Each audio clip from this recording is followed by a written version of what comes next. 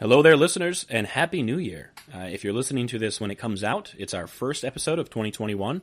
And if you're listening to this in the future, get off your flying space doohickey and do something about it. I don't know. I don't know where I was going with that, but hello. This is Suck My Fanfic. I'm Alex, and my co-host's name is Ryan. Yeah. And That's the same enthusiasm I use when it's like I'm setting up the voicemail on my phone. Dude, it's like, say your name. That Ryan. Is literally what I was going to say it sounded like. I swear to God. That's how all the intros are. It's like, you were like at the tone, please leave your message for, and then I just like wait an awkward amount of time. Ryan. Oh, I am Ryan. It's also, Ryan is not available. Please leave a message. Ryan? I was doing that at my office, like I was setting up for my office phone, and I was like, oh, this is going to be awkward. I'm just going to be sitting at my desk, and all of a sudden everyone around me, who's 6 feet away, we got our face shields on or whatever, is going to hear me just say my name out of the blue.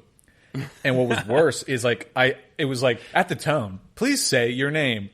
Boop! And I was like, Ryan, ugh! And my voice cracked. So not only did they hear me voice crack and say my name, they had to hear me say it again. And then I was like, I've said it twice, and I don't like the way it sounds. I'm going to say it a third time. That was a nightmare. I feel like I feel like I just hopped into Dumbledore's body, and I wasn't ready for it. All right, so you're going to reference it. You have to explain it. We can't joke about this before we record. And then you go, oh, no, let's just go on. Let's not explain. Explain the Dumbledore joke, because it's already really funny to me. And I want to reference it. So we are a fan fiction podcast, and what we do is review fan fictions. And what I do is when it's my turn, what I do is I just blast through the internet high speeds in the last 30 seconds before recording, looking for a fan fiction to read. And what I came across was a list of funny fan fictions. So, oh, this is good. And then I go and I see a link to one of the top ones of 2019. It's a Harry Potter fan fiction called I Am Albus Dumbledore.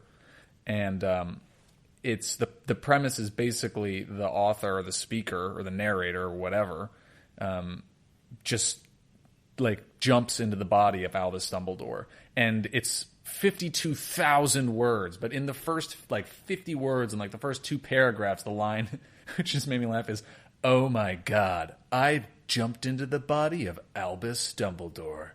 No explaining of the mechanics of how you jump by or anything like that. Just like. It's like, I just jumped into the body of Albus Dumbledore. That's such a fanfic, written line. You know what I mean? Like, you can't have a line like that anywhere else besides fanfiction. I have 52,000 words of, amazing content, but I just got to get my reader there first. How do I do it? Screw it. I'm just going to write it in one sentence. That is literally, again, exactly what I was going to say. It's like, I don't really want to spend time explaining the mechanics. I just want to explain the situation, so here you go. Well, that's fan fiction, right? It's like, I don't want to spend time setting up all these people and characters. I just want to get into the situations. Yeah, no, that's pretty much it. So I guess it's right in the spirit. I came into my new body, standing in front of a uniform sea of pointed hats and child's faces. Row upon row of children sat before me at long tables while I was on my dais behind a table. For a wild moment, I thought I was nuts. For some reason, I had never thought this would happen to me. Oh my God, don't let me be Voldemort or Umbridge. The children clapped and cheered. I looked down at my hands. Oh my God, I was Albus Dumbledore. What a terrible... hey, if Dumbledore's your thing, there you go. If you got to jump into the body of Albus Dumbledore, you might as well go run with it. I'm telling you, it's Quantum Leap, but... that for fanfic. Whoa, this is part 1 of the Dumbledore insert series. Oh, whoa, there's a bunch. I am Albus Dumbledore, 52,000 words. I am Albus Snape, 40,000 words. Oh, this is great. How many other Albuses are there? It's just spin-offs of those two, really. They just keep going. By the way, 52,000... Albus. Oh, so Fantastic Albus Beasts. Snape. Senior Albus. S.I. Albus. What does that mean? I want to point out that 52,000 words and 40,000 words, which was the first two you mentioned, is the average length of a book. So that's a whole book someone wrote about being Albus Dumbledore. Somebody was posting on Instagram, and they were like, this is what this podcast has done to me in my fan fiction escapades have done to me. Someone's posting on Instagram, they're like, working on my novel, 25,000 words, like big check mark next to it. I was like, 25,000 words? What, you done with the first chapter? Yeah, that's literally nothing, You done with the first? I was like, what? But I mean, that's like respectable for like a really small, short little novel you're just writing for fun. But like, I'm just so used to like 100K or get GTFO, you know? And you know, I'm going to do this as someone who hasn't even finished the book that I'm writing because I'm awful. Really, I have like a full-time job and a life, so it's hard to finish it. But I take umbrage. I take Professor Umbrage with the whole. You jump into the body of Professor Umbrage. Umbrage just to complain. Like, what is it? I don't know. Like writing Twitter and writing whatever, Instagram, I guess. Like, I don't know. What other occupation do you know that's like, you know, like a garbage man? Like, you post on your Instagram, like, collected garbage from 100 houses so far today. Check. Actually, you know, you say, is there anything but writing? Dude, that's like everything. It's like when I was like in school, it'd be like 14 hours at the library, check, or like, you know, like one robot down, 1 million more to go, and then, you know, it's like everything. You put that in the relationships and stuff too. It's just like whatever sphere you influence, there's gonna be those, or you inhabit. It's gonna be those kind of people. So I know what you mean, but I don't think it's exclusive to writing. No, I don't think it is either. I'm just saying I feel like, yeah, I guess it's not exclusive to writing. I don't know. It's just maybe I take umbrage with people like that because that's not. I don't know. You know me pretty well. Am I like that personally? Where I'm like, gotta. Well, when you jumped into the body of Albus Dumbledore, you were kind of a dick for a little bit, but I mean, other than that, you've been a pretty cool guy. When you're the world's second most powerful gay wizard, you kind of have to, you know. And 16th sexiest wizard, just coming in shy of the top 15. Yeah. I think number one's David Bowie. I know he's not gay, but maybe he as a wizard is. Does he still get counted wizard even though he's a wizard alien cross? That's really not for me to say. I'm neither, so I can't really speak to that. I'd say that's really for the scholars. That's not really our place to say. Yeah, that's the historians will debate it. Exactly, yeah. That's for future generations to determine, not us. Mm-hmm. All right, so our opening topic for the day. I've been letting this one stew. I've been sitting on this one because I think it's pretty good. It's not us reading an article, though that actually seems to do well for the most part. But I want to talk today and just have a little conversation, a little back and forth. Right now, it's love about a little tit. Yes. About adaptations, specifically adaptations of stories that go from one medium or one genre to another. And I kind of want to talk about two examples that I've recently consumed. I want to discuss my thoughts on them, and I want to discuss why I think adaptations are either successful or unsuccessful. Does that sound fun? This sounds good, yeah. Sounds riveting. All right, sweet. So the first thing I wanted to say is that with an adaptation, what I'm kind of referring to is you have a story that is written in a book, and they decide to turn it into a TV show or a movie. Like it's an adaptation of something. And also it goes the other way, too. I mean, there are plenty of Buffy the Vampire Slayer comics and books out there, even though it started as a TV show first. So those things. I've recently started watching that show. I do like that show. It grows on you. It's a little rough in the beginning, but it really grows on you. It's very 90s in the beginning. Very 90s in the beginning. As far as adaptations go, I feel like of the successful adaptations that I've seen, there's really two good formulas, and there's a third wild card. And I want to talk about the two good ones first, and then we can talk about the wild card. But that one's just a little more for fun. The first way to do a good adaptation, in my opinion, is word for word, pound for pound. And you can't always do that depending on what you're adapting. And I think when you make that decision, you're making the decision for a specific audience. And I think the people adapting the story from the first medium to the second have to know that and understand that that's what they're doing. So the example that I'm giving for that word for word, like shot for shot adaptation would actually be The Sandman on Audible, the audiobook adaptation of The Sandman by Neil Gaiman. Oh, you listened to that? I saw that on a billboard one day when I was driving. Did I tell you about it, or did you just listen to it? No, I didn't know you saw it on a billboard, but I was really stoked when they announced they were going to do it. James McAvoy, who's like one of my favorite actors, period, is the voice of Morpheus. And to go a million steps further, we all know my big obsession with Neil Gaiman. He's the narrator of his own story. That's awesome. That's awesome. And I don't know if you've ever heard him speak or ever heard him read. He's amazing. Oh, he's yeah. a great narrator. Beautiful. It's just deep, beautiful voice. Oh, yeah. And he's got that nice British voice. It's great. And so I was really hesitant because we all also know my feelings on audiobooks. Nothing against them personally, just not something that I normally do. Just that you personally hate them. Yeah, I just think anyone who listens to them should personally stop. But I said, you know what? I'll do it. I'll listen to the audiobook. I'll see how it is. And I listened to the first chapter, which is like almost an hour. I think it's 55 minutes. And I was just sitting there and I was like, wow. Because it's less of an audiobook and more of like a teleplay, like a radio play, like an audio play. Like it is very well acted. They have to do some of those radio tricks where, you kind of have someone narrating or, what's that guy doing over there? Oh, it looks like he's doing this. Like not like how people talk, but how you have to write for audio. Mm-hmm.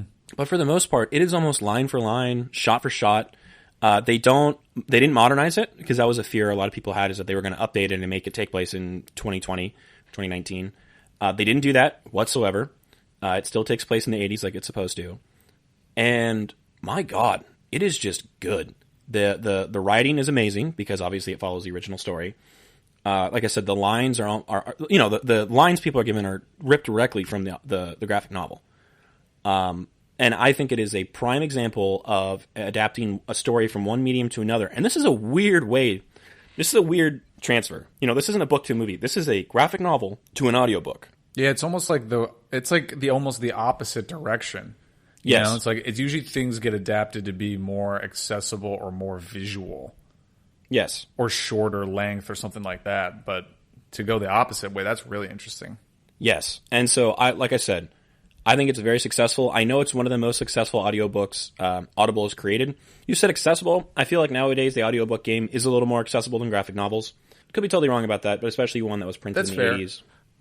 I guess what I meant was just like in terms of like visualization, visibility, yes. Yeah. How digestible it is. Like a graphic novel is still pretty like you can see the action that's happening, you can read the word bubbles, you don't have to work as hard for it. I guess that's kind of what I was talking about, like going from like one of the most visual mediums to one that's completely lacking it. It's all audio. Yeah, I totally agree, and I think one of the biggest differences, and this is what makes it so interesting that they were able to adapt it this way, and the direction you're talking about.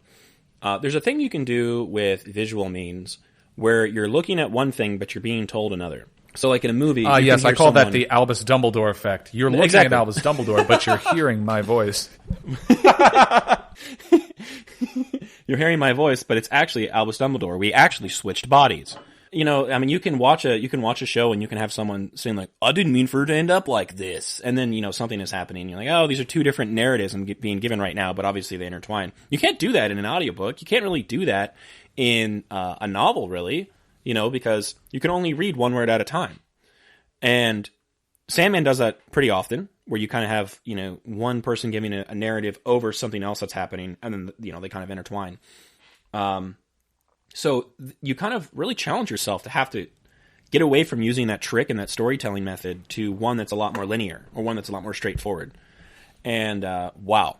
It's just great. And so I'm really interested, and I don't have a lot of profound things to say about this particular thing. But I'm really interested in the idea of taking, the challenges and limitations that one artistic medium has for storytelling, and how those limitations either are good to translate to another one, or, are like a strength, or become a weakness down the line.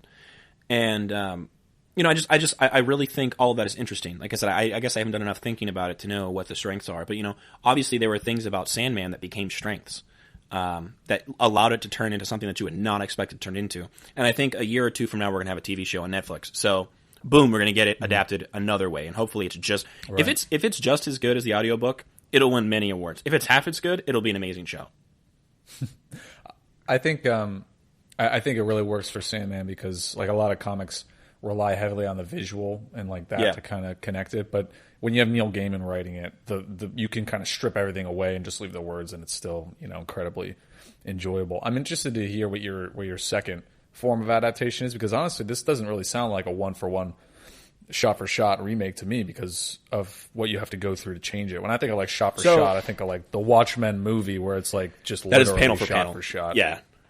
So what I would say, the reason I say it's one-for-one is because there aren't major story elements that are changed. Nothing's changed in the story.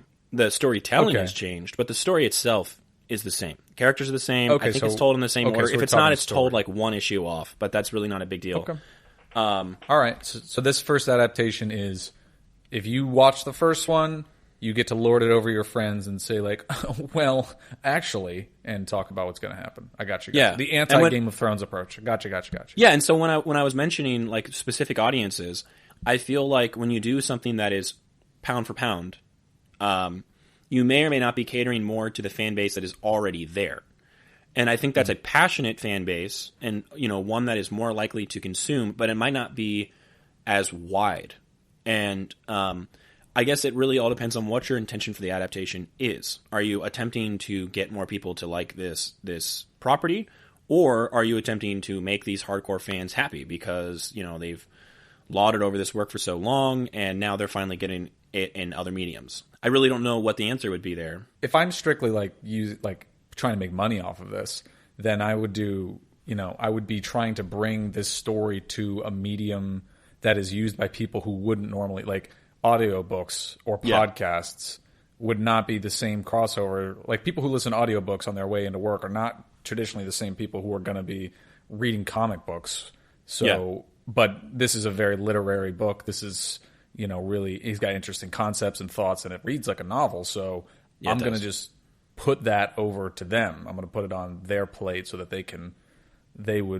people would not normally come across it in a bookstore would then see it. So I guess that's what I would guess if I was doing a shot for shot remake, I'd be like, what format can I put this into where it's just going to reach a new audience who wouldn't normally do it because maybe they don't access its original medium.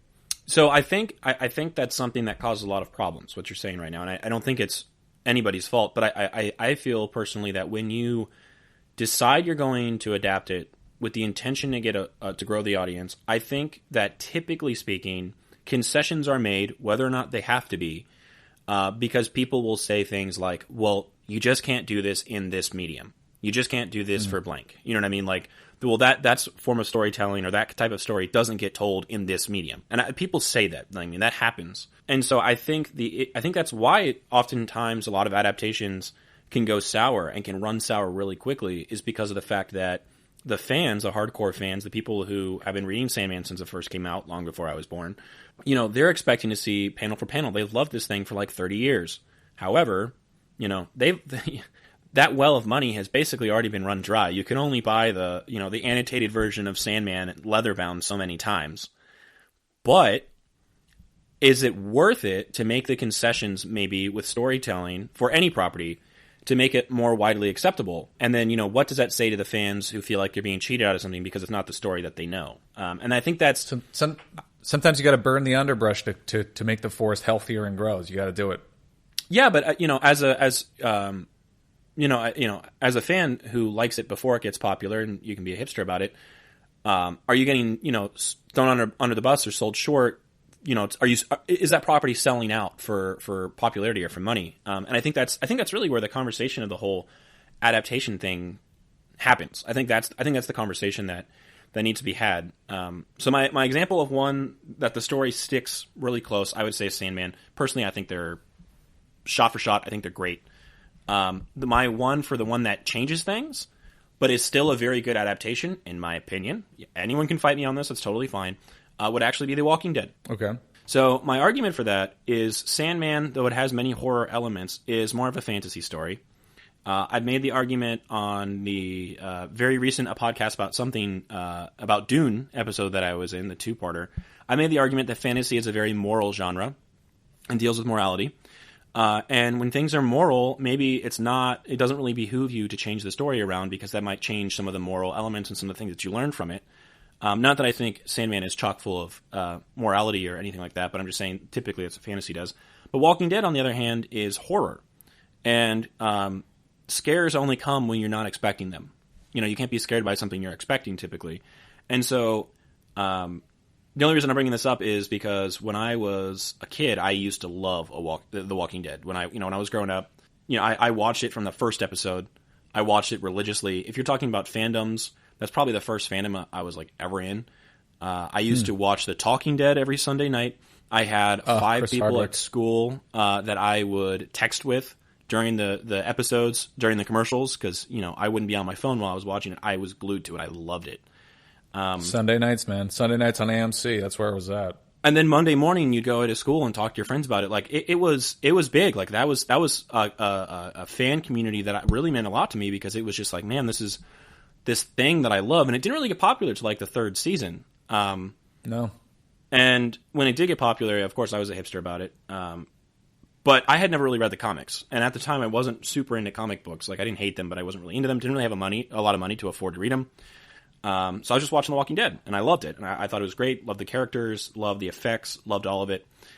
Truth be told, I stopped watching after season 8 because I felt like that was a really good stopping point. And when all the news came out about Andrew Lincoln leaving, and with Chandler Riggs, the guy that played Carl, with him leaving, and then you heard that Maggie was going to leave, I was just like, man, what's the point? Like, there's a lot of big characters that are not going to be around anymore. So I dipped out after season 8. I thought it was a great ending. I thought Jeffrey Dean Morgan playing Negan was amazing. So I love that show.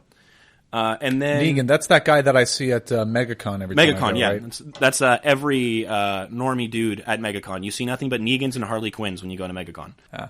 I went to a used bookstore. I, of course, am coming dressed as Albus Dumbledore, because I have no choice, because I woke up like him on that day. Well, are you dressed like Albus Dumbledore if you are Albus Dumbledore? That's what I have no choice. I can only true. be dressed as the body that I'm inhabiting. You're actually the body of Albus Dumbledore, but dressed like Jared Leto Joker. With a leather jacket and a baseball bat wrapped in barbed wire. Exactly. Yeah, why not be everything? Meanwhile, I'm Deadpool, because no one else is Deadpool, and he can be so random. It's so cool. My God, you're Negan Deadpool. My God. I'm Negan Pool. I walked into the local used bookstore at my mall, and the guy there had a fat stack of Walking Dead trades. And, they collect like six issues at a time. And, trade paperbacks, if you're going for cost, are probably the second most cost-efficient way to read comics. The first would be the omnibuses, omnibuy, however you pronounce it, because that collects everything, and it's, only like $100 for many, many issues. But he had a bunch of trades, and, they're still on the shelves new at most bookstores for 15 or 17 bucks a pop, depending on the trade. My guy was selling them for $6, and they looked like they had never been read. So, of course, I was like, well, I've never read The Walking Dead. I'll just pick him up, whatever. I'll pick up the first 6. I'll see if I like it. If I don't, I just won't keep going. He has them here. No, once you buy 1 through 6, no one's going to come in and be like, "Oh my God, I needed 7 through 12." Like, that's kind of unreasonable to think that. So I was like, I'm kind of putting this guy in a vice here. Buying these first ones, because if I don't buy them, you're going to buy no 1 through 6. Here's what you do: buy 1 through 6, go away, read them, become Albus Dumbledore, escape the body, you're back to yourself. Then you go back to the mall. And this guy's like running around through the mall, clutching them, just begging people to buy them, just begging the perfume merchants to buy them. And then he sees you, and he runs up to you he's down on his knees, begging you to take them. Then you drive that price into the dirt. You take them off his hand for cheap. Well, they were already $6 a pop. That's super cheap. No. Drive it down. Drive it way down. Well, you know what? $6 for a thing I can buy new for 15. I'll take it. So I read the first 6, and I was like, man, those are a lot better than I kind of expected them to be. And I was like, man, I really did like this whole Walking Dead story and world, didn't I? I'll read the next ones. Long story short, almost done on the 21st trade. Kind of injected them into my veins very quickly. And because of that, I was like, well, I want to go back and I just want to watch like some of the good episodes. And so I've been rewatching some of the episodes. And I'm 6 episodes into season 9. I figured I'd give it a shot. Not as good as where it should have. It should have ended season 8. The 9th one is still good. It just kind of felt like, it feels like there's not something they're building towards anymore. But the comic and the show are very different. In, not a spoiler because they've been out forever. In the comic, Andrea is alive. I think she makes it to the end, and she gets with Rick. Carl is alive the whole time. Judith dies. The baby, literally, Lori is running away from the governor and gets shot, and the bullet passes through her and hits the baby. Like, it's gruesome. There are a lot of things that are different between the two shows. They don't take place in the same order. For the most part, it's the same order, but there are little things here and there that get changed. A lot of characters die in one that don't die in the other. A lot of characters survive in one that don't survive in the other. So I feel like the Walking Dead TV show is a separate entity from the Walking Dead comic book, with the same characters, same character traits, but just told in a different way, almost as if the show is some sort of warped retelling AU fanfic. Just to bring it back to the point of the show. But I think it's very successful, and I think it's very well done, besides, obviously, the quality of the show being pretty top-notch, especially for something that's not on HBO or any premium streaming service. So I think that's a good example of something that can stray away, but still be very successful. And for the most part, I've never heard one of the comic book fans say that the show is bad because, they're upset that it was adapted. I know a lot of people who think that the show's good, but it's just nothing like the comic book. And I think you kind of have to draw a line there. And I think, I think I can present, or maybe I haven't argued as well as I'd hoped, but I think I could articulate two opposite ends of this adaptation spectrum that are both successful. And I wanted your thoughts on it. I wanted to know whether or not we could come up with any examples of bad adaptations. I mean, adaptations are everywhere. Everything's an adaptation. Nowadays, especially, yeah. Everything. So, like, everything that's good is a good adaptation. Everything that's bad is a bad adaptation. Fuck, Porky Pig over here. So, what about The Walking Dead do you think they did successfully? Like, what changes did they make? Like, how do you toe that line? How do you toe that line where you can please new fans and you don't make the old fans mad and you just do your own thing? Like, how do you do that? So I think what they did, and like I said, I think this has a lot to do with the horror aspect of it. I think the horror genre and the surprise nature of the storytelling was everything for the changes that were made. Because, let's go with the Negan kill when he first comes in. Comic books bashes Glenn's brain in. And that was a really good place for Glenn's character to stop. Because among other things, it gave everybody more character motivation. It changed Maggie very much. And in the TV show, you get to the end of the season, and Abraham gets his head bashed in. Abraham's dead in the comics by that point.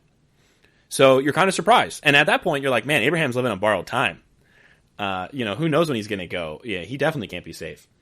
And you're surprised because, well, you're like, man, this could have been anybody. I thought it was going to be Glenn because Glenn's the one that dies in the comics, but Abraham's still around, so it makes sense that it's him. But what are they going to do with Glenn now? And then they open up the next season, and boom, Glenn gets his brains bashed in with the bat. And that's a big surprise, again, because it's like, oh my god, I thought it was just going to be Abraham, but now it's Glenn too. Whoa! Like, I think there's that unexpected nature that you have to have. But almost like acknowledging the expectations, like knowing them. Yeah. Because I feel like so many works, when they start looking at what the fan expectations are, what the fan reactions are, they just immediately stumble and fall flat on their face. I mean, you don't have to look any further than Star Wars. My god! Last Jedi and Rise of Skywalker, like complete overcorrection or misreading. So how do you do that? Like, do you just have a plan from the outset and like, I don't care what the fans' expectations are. I know. Is it familiarity with the source material? Like, I know what my expectations would be, so here's what I'm doing. Or do you think you have to take that input from, like, social media and what people are saying and like, develop it real time as people are reacting to the actual work?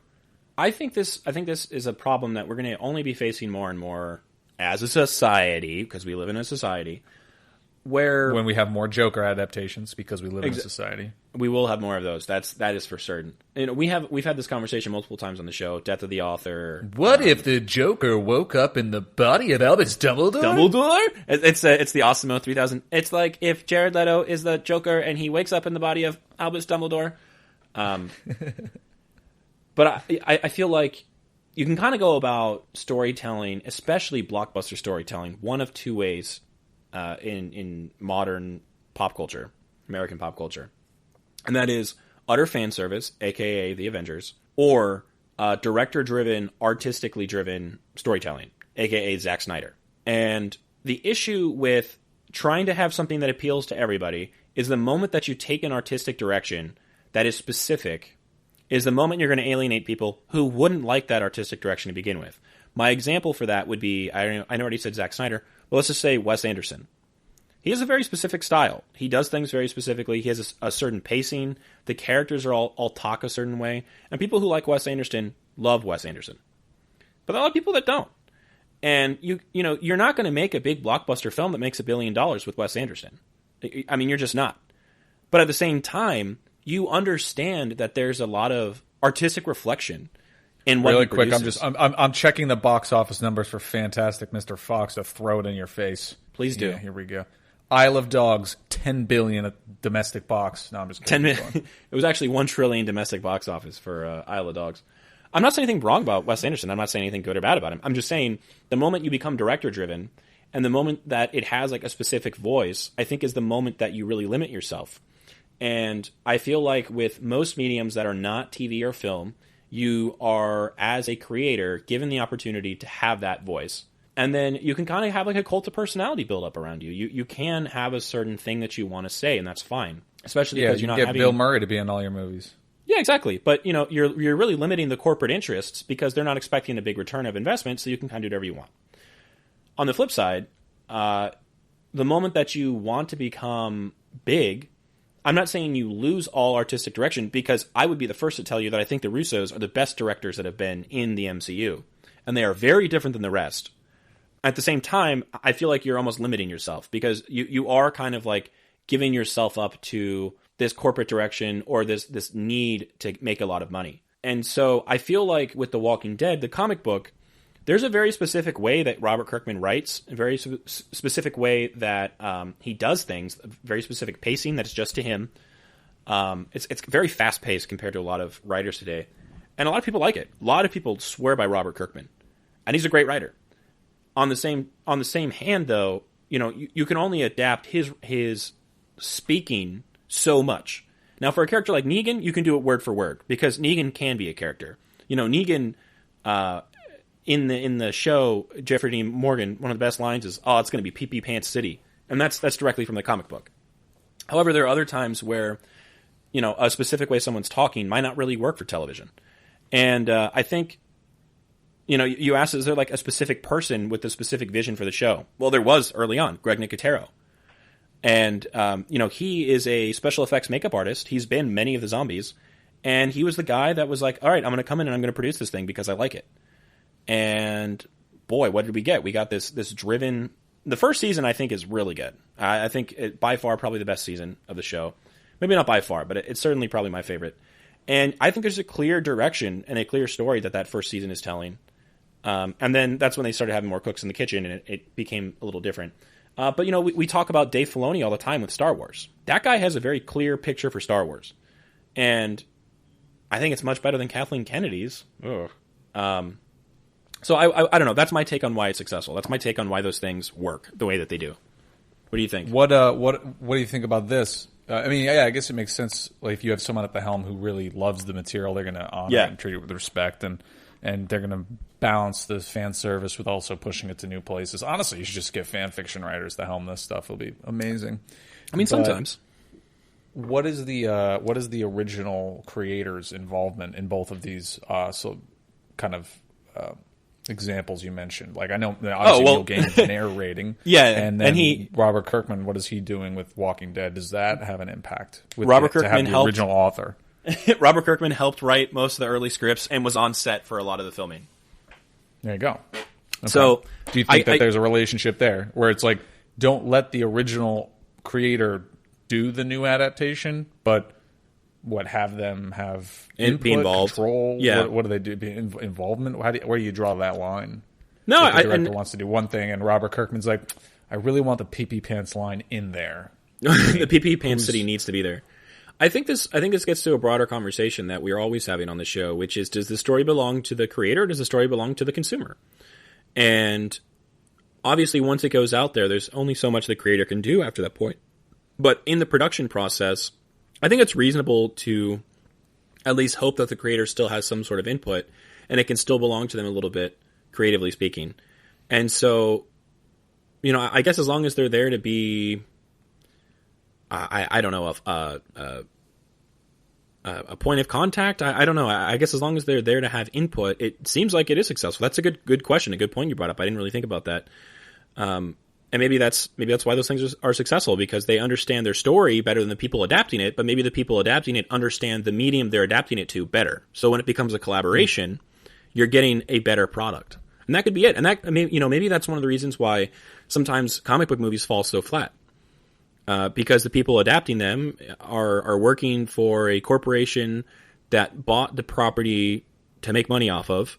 And maybe the people who, are writing the stories, maybe, everyone loves Batman, but, maybe you didn't, maybe you haven't read hundreds of hours of Batman comics, and, you think you just kind of have the general stuff going on. So that could be it. I think that's a really good point you bring up.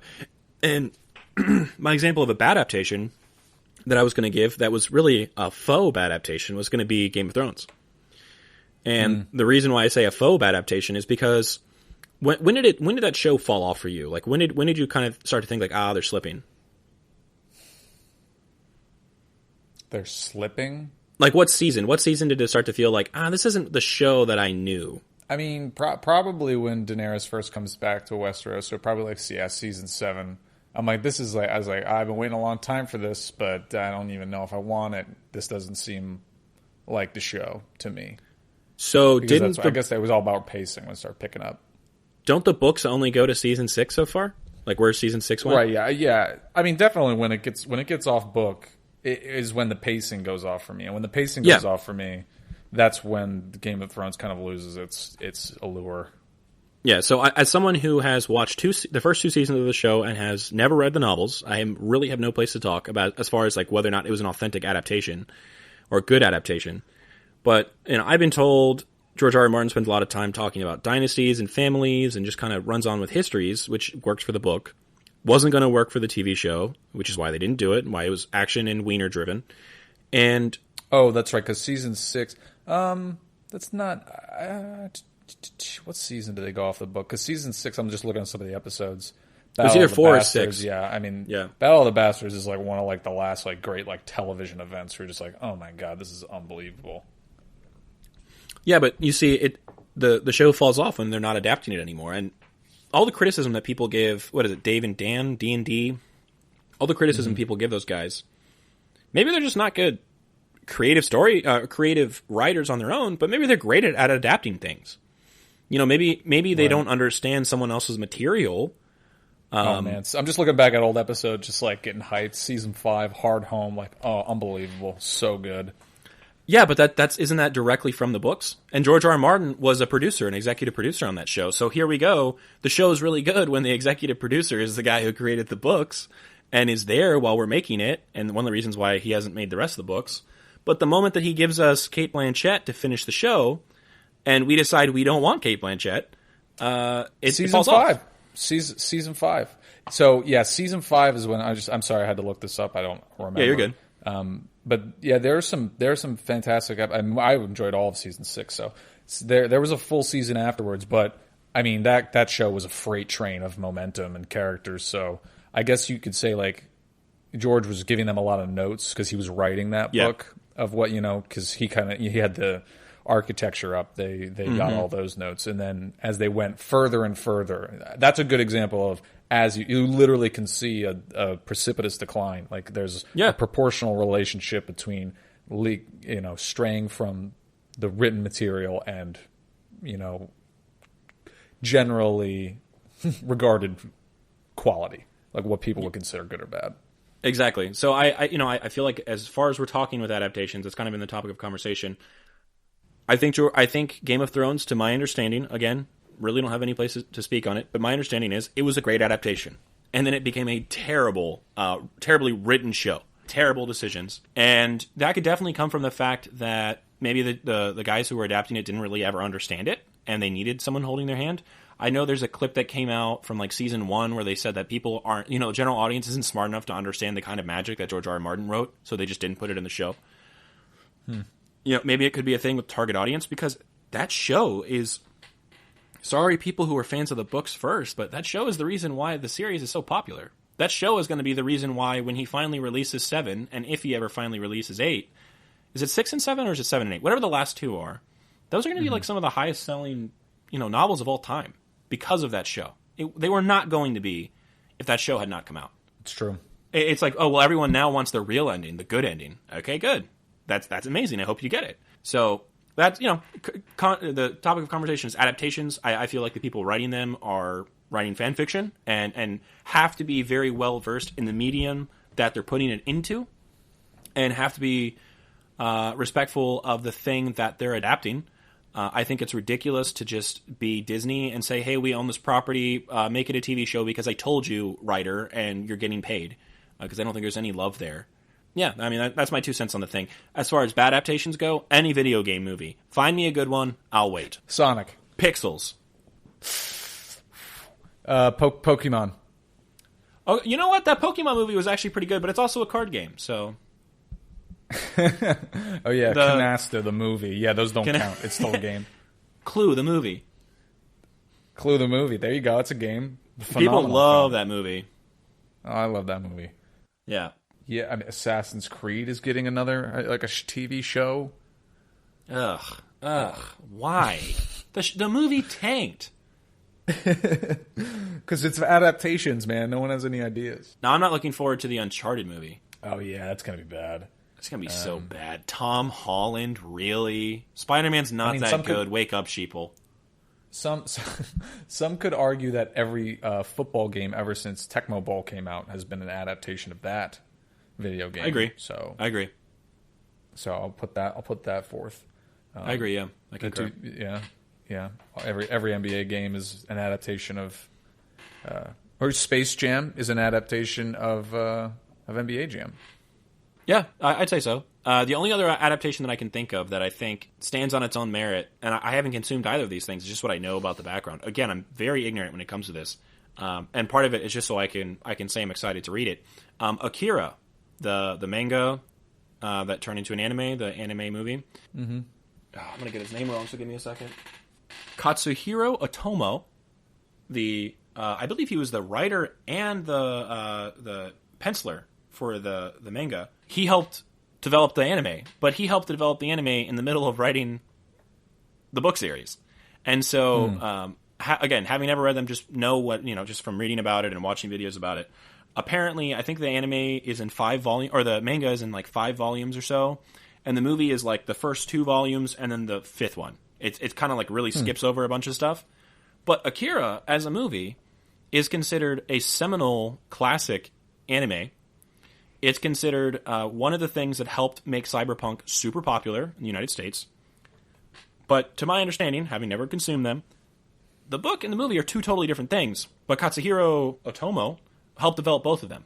So again, we have this weird adaptation, but I guess manga to anime is very common, especially nowadays. Yeah. But you get my point. I mean, that's pretty rare. I mean, that's like a savant who's able to do both. I think people like take offense. It's like, well, if Neil Gaiman's such a great author, he should be great at directing movies. It's like, no, it's okay if you're not good at that. It's a totally separate skill. It's a different artistic medium. What's really cool is the guy that wrote Akira. He wrote it in the original manga style. Reading from right to left with the pages and all that stuff and the panels. He so badly wanted it to be popular in the U.S. that he personally flipped all the panels, helped translate everything to English, and you can read it like a regular book you would read in English. So he actually wanted to make it super accessible for Western audiences. So I bought the first one. I'm very stoked to read it. I'm very excited to get to it at some point when I'm done with Walking Dead. I only own up to the 22nd one because that's where the guy's collection of cheap books stopped, and I'm too cheap to buy the rest. So nice. I'll be done with it soon. So, opening topic, which is basically the whole entire length of the show. Ryan, any thoughts or final opinions on this? I'm dying to hear. I have no thoughts. I am become Dumbledore. I have no more thoughts. I am become Dumbledore. Harry's a Potters. All right, sweet. Well, let's do the fic because that is the show that we're doing. Yep. So we'll get you sent on your way with a nice little fan fiction here. And again, as we discussed at the top of the program, I got distracted reading fan fiction that I was never going to actually present on the show because it was way too long just for little zinger lines. So Alex has generously donated from his vault one of his selected fanfics.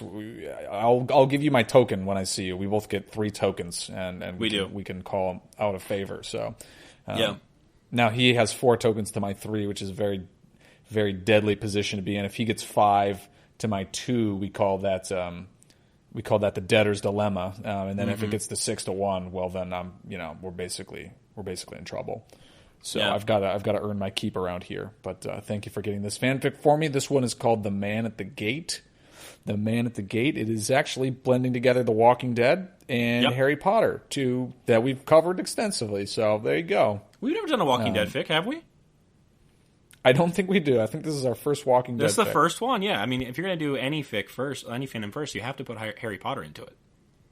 Yeah. You got to ease that's a rule into it. It's like, It's like, I don't know if people are going to like Spider-Man. Let's put Iron Man in 90% of this movie. Let's just make it Iron Man Jr. Iron Man Jr. Okay, here we go.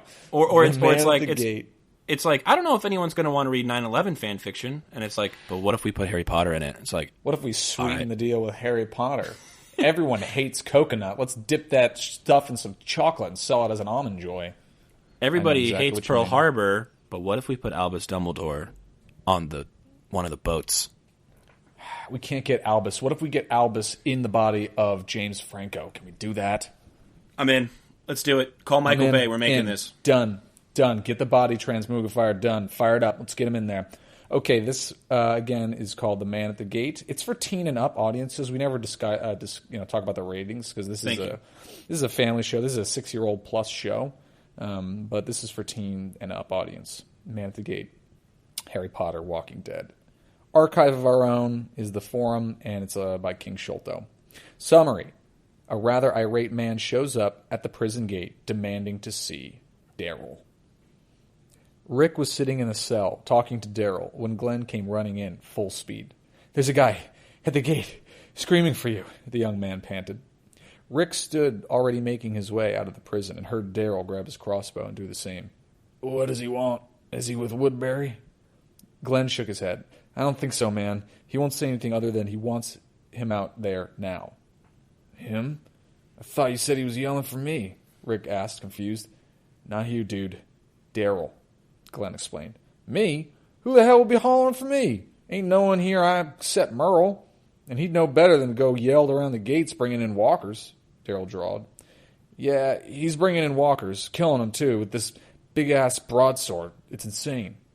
"Broadsword?" Daryl asked, at the same time that Rick asked, "Friend or enemy?" "I don't know, man. It doesn't seem too friendly. Seems pissed, actually." They'd finally made it to the doors exiting the cell block into the yards. As soon as they got outside, they could hear the man shouting, "Daryl Dixon! Get your ass out here and let me in, now!" Daryl Dixon? Daryl Dixon? Oh, I guess I assume he's from the Harry Potter world. I'll try to channel my inner Albus. "Oh, hell," Daryl muttered, and if Rick didn't know any better, he could swear the hunter had ducked behind him to hide. "Daryl, Daryl, you know that guy?" "Don't you hide, you bastard! I just saw you hide behind that cop," the man continued to shout. As they drew closer to the guard, he could see the other members of the group had filtered in from their places in the prison, drawn to the unusual scene. Rick couldn't get a clear look at the man from this distance, but he appeared to be a shorter young man, and in between shouting, was wielding a huge sword like he had been born to it. "Yep, I know him," Daryl said from behind Rick. "You might as well let him in. The only reason he's not already is because he doesn't want to get shot." "Daryl," Carol exclaimed, "we can't just let anyone in here." "He ain't dangerous," Daryl replied, just as the man beheaded 3 walkers with one slash of his sword. "Much," the Dixon tacked on. I know, right? The Dixon. "Daryl, I swear to Merlin, if I'm not in there in the next minute, you'll regret it," the man broke in. Daryl huffed but yelled back, "I'm working on it." In a quieter voice he mumbled, "You damn evil voodoo bastard." "I heard that, you dumb redneck." Daryl looked sheepish and rubbed at the back of his neck as a small grin worked its way to his face. Rick raised an eyebrow at Daryl's behavior. Let me try that again. "Daryl, Carol is right. We can't just be letting in strange men here," Rick tried to reason, but Daryl set him in a glare. "No one gave you any trouble when you let Michonne in. I'm telling you, he ain't dangerous. Trust me." Rick stared at what he had come to think of as his right-hand man and knew that he did trust him. With a nod at Daryl, he motioned for the gate to be opened. Within seconds, the outer gate was sliding open. The man outside the gate quickly dispatched the walkers and walked inside. When the outer gate slid shut, the inner began to slide open. As soon as there was enough space, the man strode quickly into the compound. He marched up the path with eyes only for Daryl, completely ignoring the guns that were being pointed at him. As he got closer, Rick noticed that the man was in his early to mid-20s and was rather small to be handling the weapon that was now sheathed along his back. As the man walked up, he continued to shout, "About damn time! Do you know how long I've been out there? My sword is covered in zombie guts now, Daryl. Are you happy now? I leave the country for a week, and look what happens." I just want to go see my brother, Harry," you said. "I'll be back before you even know I'm gone," you said. Rick could hear a faint British accent to the man's words as he got even closer. Do you have any idea how hard it is to get back here from across the ocean, Daryl? All airplanes grounded, all ports shut down. I finally made it back after a month, and you weren't there. Where are you?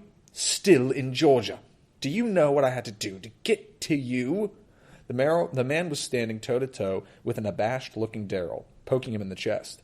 Everyone was loosely standing around the pair, just gaping at the unusually quiet hunter. Isn't Daryl not allowed? Whatever. Everyone knew the man had a temper and didn't like to be touched. Daryl's not talking his mouth off? This is weird. But he was just standing there. Rick decided to get some answers. Sir, why don't you just calm down there? What's your name? Rick asked in a soothing tone. The only thing this accomplished was to give the short man an opportunity to whirl around and glare at him, as if just realizing Rick was standing there. Don't you talk to me like I'm some sort of nutter. You have no idea what I've been through to get to this man, he snapped. Now, everyone's been through a difficult time. Why, I woke up in the world like this after a coma. It took me days of searching to find my wife and kid. All I'm saying is maybe you should just calm down a bit. Days? Days? You bastard! The man was cut off as Daryl came up behind him and threaded his arms around the shorter man's waist. Rick watched, stunned, as Daryl leaned down to rest his chin on the man's shoulder. I'm safe, Harry, Daryl said lowly. But nothing. I'm safe. Daryl cut him off. The man, Harry, turned in Daryl's arms, so they were face to face, and Rick noticed all traces of anger had bled away. You weren't there. I was so worried. You know I can take care of myself, darling, Daryl replied, and Rick's eyes bugged out of his head when he realized where this was going. He looked around at some of the others. Their expressions ranged from confused to outraged. I like how they're mad. They're like, what? Furious. What? People are like, oh, you gotta be kidding me. Rick's suspicions were confirmed when Harry raised up on his toes to press his mouth against the hunter's. The kiss was returned with fervor and quickly became heated. I love how kisses like quickly become heated in front of like crowds of 30 people. Yeah, like 100 people. Yeah, it's like at the end of Talladega Nights where the Ricky Bobby just makes out with the other driver. Several of the others were gaping at the sight, but most had turned away. Rick coughed, hoping to make the couple aware of their company. But when Daryl just lifted Harry off the ground and the smaller man's legs wrapped around the hunter's waist. Oh my god. Oh, this is great. Rick gave up subtly. Okay, alright, that's enough, guys. Daryl! The man just waved his hand in a dismissing gesture in Rick's direction, not breaking contact with the other man. When he started hearing breathy moans, Rick got serious. Glenn snickered behind the pair and called out, Hey, Daryl, you got something on your face, man. Hey, Rick shouted. Daryl groaned and pulled back, still not releasing his grip on the other man's ass.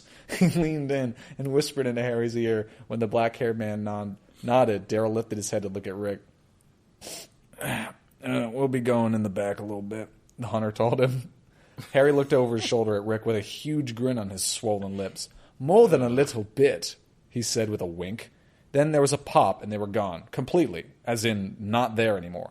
What the hell? Rick yelled. It was hours before they showed up again, this time in the prison cafeteria, while the group was eating and discussing the day's events.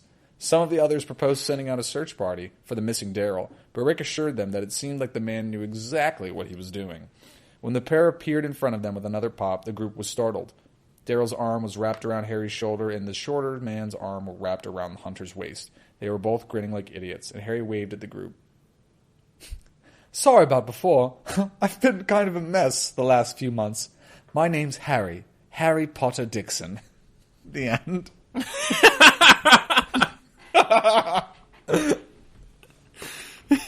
Honestly, with the amount I talked about Walking Dead and with you turning into Dumbledore, name me a better fic you could have read. I'll wait. I mean, like, there's probably a couple. Like, this. What is happening here? What is this? Just like the Harry Potter Dixon. Harry Potter Dixon. Oh my god, that's great. So I want to say I was looking for Walking Dead fanfic, and literally every single one has Daryl having sex with somebody. This one just happened to be Harry Potter, but it's like most of them are Rick and Daryl. Almost every 99% are Rick Daryl. And then I don't remember. I think it was in season 4 Daryl and Beth had a thing for like 2 episodes, and like, man, everybody wanted that, and then Beth died. But there are a few Beth Daryl called Beryl, as that's their ship name. But besides that, it's pretty much all Daryl and Rick. So I wanted one that wasn't Daryl Rick, so we got Daryl and Harry Potter. We got Potter Dixon. We got Potter Dixon, yeah. Dude, like just like sliding his arms like through his like Harry Potter Dixon has his hands on his waist, and then he just like threads his arms in there and rests his head on his chin on his shoulder, and he's like, I'm all right, and then they just like start going to town on each other. Yep. It was tasteful. You have any thoughts on this? I thought it was hilarious, honestly. My biggest, we say, was it comments, criticisms, concerns? I'm going to add questions, and the one I'm going to add is why? Yes, the fourth Q, questions. The other one is, the first 2 are C's, so. Comments, criticisms, and then quoi? The first 3 are C's, yeah. Yeah. Why write this? I think this is going to be a question I'll always have for some fanfics. Is like, but why? Like, I was going to say like with SpongeBob, Bill Clinton, but I get that one. I get that one. I don't get this one. So I don't. Are we to assume that like before the events of The Walking Dead, Daryl was living in England with Harry Potter, and then he just like took off. Like, I'm going to go see my brother, and he just like took off, and then he's like, meet me in Georgia. I'll wait for you there. Like, what? Like, is that what's supposed to happen? I assume so, yeah. It's crazy, though, because in the show, Daryl, besides the one time he almost hooked up with Beth, Daryl is never with anybody, ever. He's like the lonest Lone Ranger. And it's crazy that it's all like, I just want Daryl to have sex with everybody. It's just weird that he's the one. He's betrothed to Harry Potter Dixon, so he's not going to hook up with anybody. No, every night before he goes to bed, he's got a picture of Harry Potter Dixon to look at. Mm-hmm. It must be why every time he goes hunting, you hear. That's his whistle thing, right? Yeah. So I thought it was funny. I thought it was just so weird and just so out of nowhere. I just thought it was funny. Just. Are you mad? Get over here and kiss me. Why does Harry Potter have a sword? Why isn't he like casting spells on the zombies? I assume it's the one that he pulled out of the hat. I don't know. The sword of Gryffindor? Yeah, Godric Gryffindor. Yeah, but it's huge. It's supposed to be like it's written as a massive sword. The sword of Gryffindor is like not that big. I guess so. I don't know. I have no idea. I just thought it was funny, man. Your reaction was funny to it as well. Actually, the sword of Gryffindor would never be that big. Actually. So yeah, I mean, do you have anything you want to talk about with it? Yeah, it shouldn't exist. This is a cursed fanfic. It's cursed. Cursed. That's all I have. That's it. Small, one little thing. Not going to make too big of a deal about it. That shouldn't exist. Yeah, it should not exist whatsoever. And if you enjoy this for more than crack, you're on crack. As far as adaptations go, the biggest one between the show and the book is that Daryl is not in the book. Whoa, there's no Daryl? You didn't know that? No, and then I guess there is no, by that extension, there is no Potter Dixon. Potter Dixon is not canon in the graphic novel series or the comic series, but it is canon in the TV series. Right. Yeah, okay. Yeah. Mm-hmm. Yeah. Yep. I didn't know Daryl wasn't in the book. That's crazy. No, he's not, and that's a reason to watch the show. You get Daryl. He's one of the best characters. Is he an amalgamation of like characters that are in the comics but not in the show, or is he just like completely his own thing? He is really his own thing, and that's one of my points of the adaptation is like he is really his own thing. I mean, the crossbow is sort of like his trademark weapon. There's one character that uses a crossbow, and he's in the show, and he steals Daryl's crossbow at one point. Like, I mean, that's about it. Besides that, no, Daryl's really his own guy. The whole biker thing with the wings and the loner, like there's no one like that in the book. At least not up to trade 21. So that's most of the series. Trade 22, Daryl shows up and is in the next episode. Daryl just rides in Daryl rides in on the motorcycle and you see someone behind him holding his waist, and when he takes off the helmet, you see a lightning bolt scar. It's the boy who lived and died twice. Oh my gosh. That's gosh. Yeah, and that's where it's you go from not existing to the if we lose Daryl we riot movement of dude, seriously, early yeah. 2010s. Yeah. And imagine being Norman Reedus too. Like imagine the freedom you kind of have there, being able to do whatever you want for that character. But also imagine how scary it is to be him, because like I said, some of the deaths are like inconsistent between the books, but you know, most of the people that are dead, besides Andrea, she died in like season 3 or 4, and she is I think she lives to the very end in the books.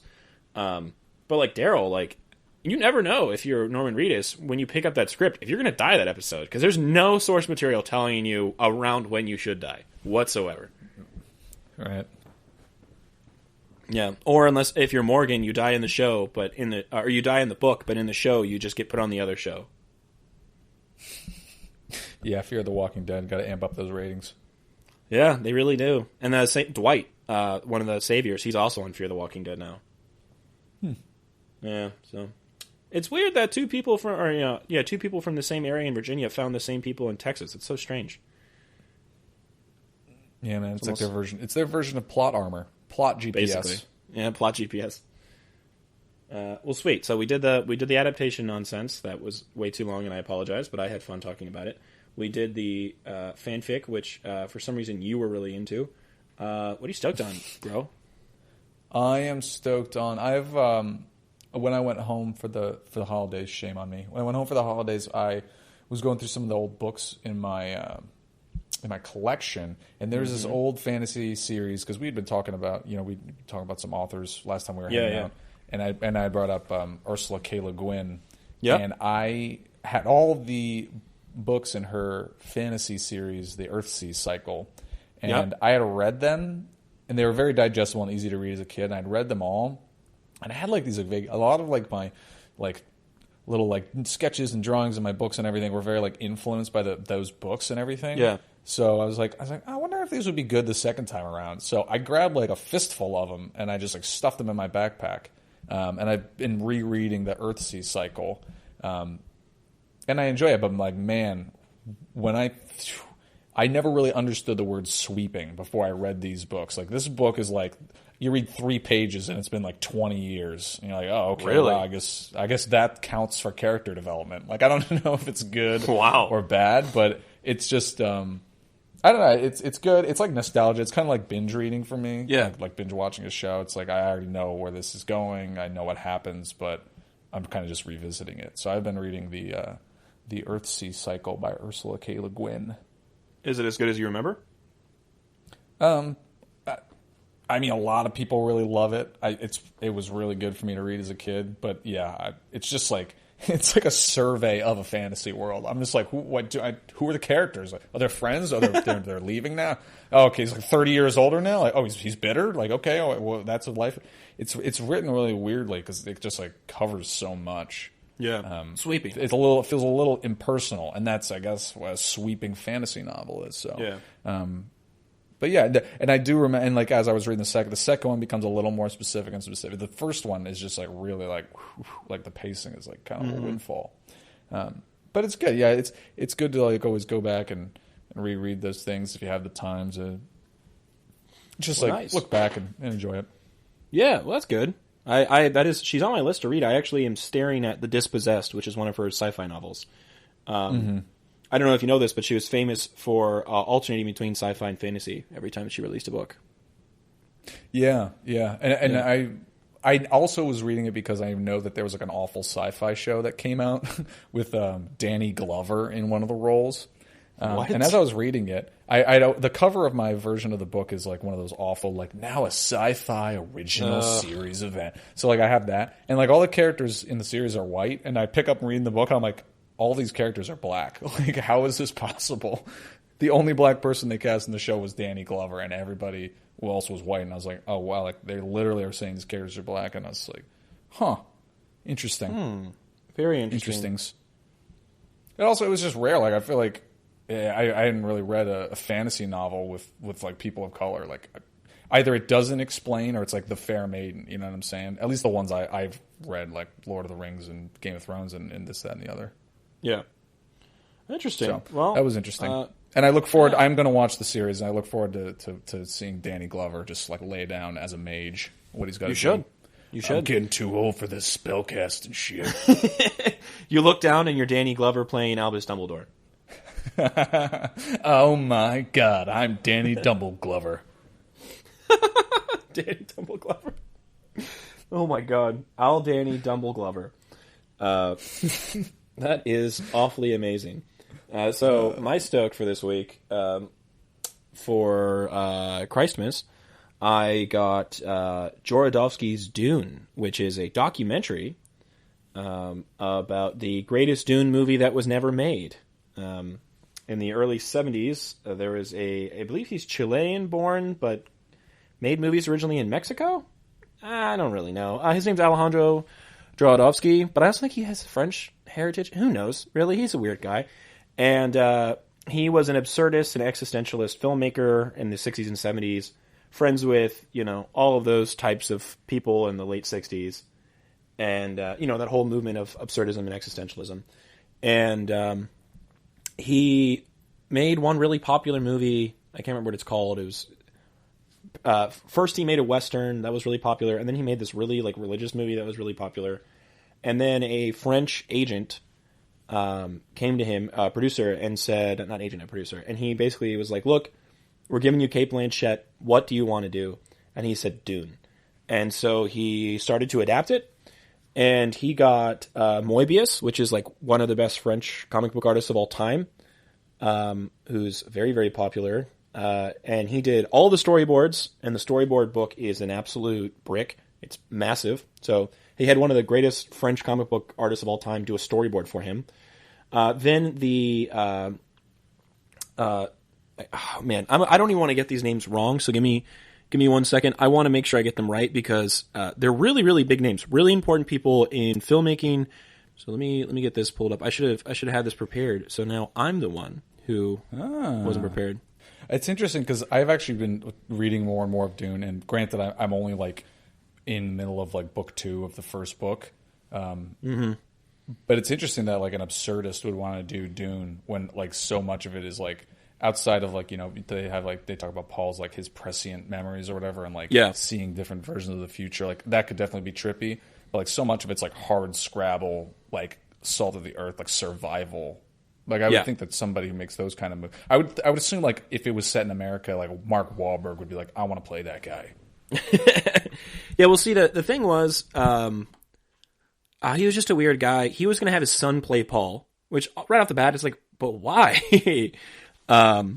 So I got it pulled up. Moebius, Jean Moebius Gerard, did 3,000 drawings depicting the entire film in a storyboard, drew it like a comic book.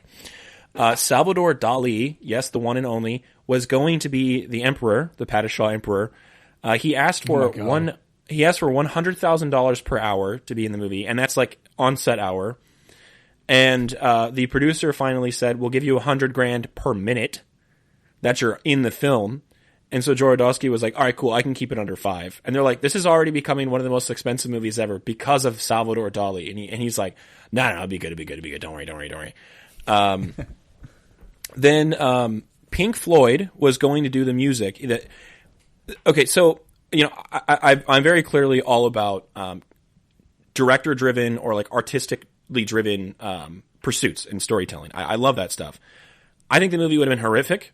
I love the concept of this being Jorodowsky's baby. I'm just happy it didn't happen to Dune because it would have been awful. Wow, it would not have been Dune. However, it's cool to know that he had this clear vision. So one of the things he wanted to do is he wanted every single clan or planet or family have their own band do the music. So Pink Floyd was going to do all the music for the Atreides. A German metal band called Magma was going to do the music for the Harkonnens. Then he got spot on. Yeah, then he got H.R. Giger, who is the dude that did all of the character designs for Alien. He actually designed the entire Harkonnen planet, and the concept art he has for that is ridiculous. Then we have a guy named Chris Foss, who's really popular for doing book covers, sci-fi book covers. He did all the concept art for all the Imperium stuff, and he's super famous. He did the 1970s British paperback of Asimov's Foundation trilogy. He did a lot of stuff. Great artist. I have to say, great artist. But of course, he's sitting there and he's like, yeah, I never actually read Dune. Okay. I mean, this is on recipe for a good adaptation, as we've outlined. Exactly. Dan O'Bannon, who was the guy that did all the special effects for Alien with Ridley Scott, he was going to do all the special effects for this. And what's crazy is that a post-Alien Ridley Scott would have been a perfect director for Dune, like right in the 70s, like early 80s. Like he was going to direct Dune, and he didn't direct Dune, and because he didn't, it went from Jodorowsky to Ridley Scott to David Lynch. Ridley Scott was going to direct it, and because he didn't, Alien got made. Because the thing that this movie points out is that the team that Jodorowsky assembled actually went on to make all these other sci-fi movies. So they are directly responsible for making the later Star Wars movies, not the first one, but the other two, the Alien series, the Flash Gordon movie, the Terminator series, and the Fifth Element. All of that is because of the team that Jodorowsky assembled. Man, Dune died so sci-fi movies could run. That's literally it, bro. That's exactly what happened. Orson Welles was going to be, I believe, the Baron. David Carradine. Oh my God, that's awesome. David Carradine was going to be the Duke. Mick Jagger was going to be Fade Routha. I mean, like, they had so many people who was going to be in this movie. It was going to be super expensive. Yeah. But the thing was, 70s Mick Jagger. Huh. Yeah, and then instead we got 80s Sting. But the thing is, he has a quote from it where he's like, "You do not marry the woman that you love, because in a marriage you must rape your wife." And that's what I was going to do to Dune. I was going to rape it and transform it. And like he literally said he was going to rape the story. Like it's like that episode of South Park. Oh yeah, with with Indiana Lucas Jones, and Spielberg. Yeah. Dude, that's exactly what it was. So I didn't think about that. That's exactly what it was. So he gives you the storyboard, and it literally I think it ended with Paul becoming Arrakis, like Paul becoming the planet, and then floating through the galaxy and changing everybody's religion. He literally told all these people that he wanted to change religion itself by making this movie. He wanted to create a religion for young people in the 70s. He just wanted a cult. Then I decided I would just have a cigarette and start a cult. I thought, then you all give me all of your women. I don't know, something like that. So I'm stoked on Jodorowsky's Dune, because I haven't gotten Dune. It was supposed to come out on December 18th. It didn't. It's not coming out till October. I hate my life. So I wanted to, watch all the related content before it came out. I'm glad I watched this, because I'm very glad we didn't get this movie. At the same time, though, it seems really cool that he was going to make this his thing. I'm just glad it didn't happen to the thing that I love. And I am very happy that it seems like Denis Villeneuve, who is doing the adaptation of the movie, is splitting it into two movies, and apparently this is a project he's been working towards with every single project he's done up to this point in his life. So, if you make it your life's mission to do Dune, and you want to adapt it, and it seems like it's going to be good, I'm stoked for it. But Jodorowsky's Dune, if you've read the book, and you've seen the 1984 movie, I highly recommend watching this documentary. It's only an hour and a half. And it's really cool. It gives a big behind the scenes on like the artistic process, filmmaking, especially in the early 70s. So I'm stoked on that. It's good. I have to satiate my Dune needs until it comes out, and I've been doing that with the figures. So I'm stoked on those. And I also just got the second board game that they released. This one for the movie. So stoked on Jodorowsky's Dune. You should watch it. Yeah, that sounds. I'm definitely going to take a look at those storyboards. That sounds awesome. But that also sounds like a good doc. Yeah, it's a great doc. If you've never seen Moebius, how do you pronounce his name? Great artist. I mean, absolutely stellar artist. He is probably. I can't say this confidently because I haven't seen every sci-fi comic book artist, but he is up there as one of the best ever for sci-fi. Because his creativity is unmatched, I would say, and so he is also I would say existentialist or an absurdist artist, but he does it in a comic book way, and I think it's very good. So, super cool stuff. Yeah, if you're into all that and you want to see what we almost got from the David Lynch movie, I would say go and watch this. Yeah, I'm looking up some Moebius stuff now. Yeah, it's cool. It's like a crossover between like Alita Battle Angel, like like kind of cyberpunk futurism and like the adventures of Rin Tin, like, you know what I mean? Like, Yeah, it's like that's exactly what it is. Simplicity. Yeah, no, you're right there. And I think the costume designs they had were going to make everyone look really silly, but it would have been cool. It would have been its own thing. You know what I mean? Like, I guess it would have been so unique. It would have been terrible, but it would have been so unique. It would have like so cool. It would have like buried the franchise. Like, you would not be getting the movie you're getting now. Yeah, exactly. And what's now because this documentary came out in 2013, so now everyone's like, oh, that would have been the best Dune movie ever. Wow. And so now when I hate when I read stuff about the one coming out this year, and they'll say like, yeah, this is a remake of the 1984 adaptation. What? No, it's not. It's another adaptation. It's not a remake. And then other people say, then in the article they'll bring up Jodorowsky's Dune, and they're like, yeah, people are hoping it'll be as good as what Jodorowsky's Dune would have been. What? It didn't happen. It didn't come out for a reason, and it was probably going to be like insane. Yeah, that was going to be like the best movie ever. And then Jodorowsky was interviewed, and he literally said he hopes that this one fails because he's still upset that he didn't get to make his. It's like, whatever, bro. Nice. Good for you, bro. So, interesting stuff.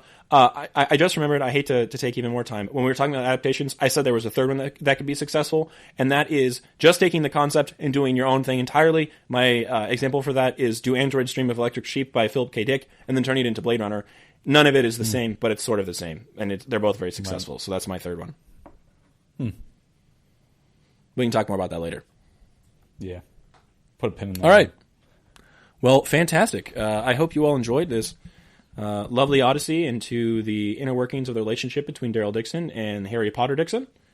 I'm stoked on the Earthsea. I'm glad that you're getting back into that stuff, Ryan. Yeah, definitely. Getting back down that. Definitely reading a lot more Dune these days as well. So getting back into it. New Year's resolution: stop being a lazy piece of garbage. Hey, I think that's everybody's. You definitely need to get on Goodreads so we can compete with each other on books. I do. Actually, I was updating Goodreads. So I updated my status and I added Earthsea in there as well. All right. Well, now we got to be friends on Goodreads. I count graphic novels, just FYI. So my book total right now looks monstrous, but it's because I'm burning through these Walking Deads. Well, sweet. No, mine is not looking like that.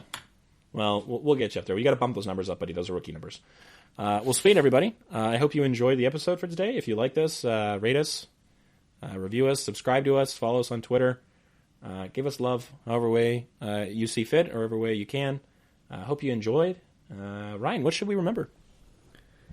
I think we've all been having a tough time. Sometimes you seem like you're so pendulum swinging back and forth. Some days you're feeling like you're on top of the world. Other days you wake up in the body of Albus Dumbledore. But it's good to remember that we're always here for you. We're always pulling for you. And we love you, our loyal audience. Have a great day.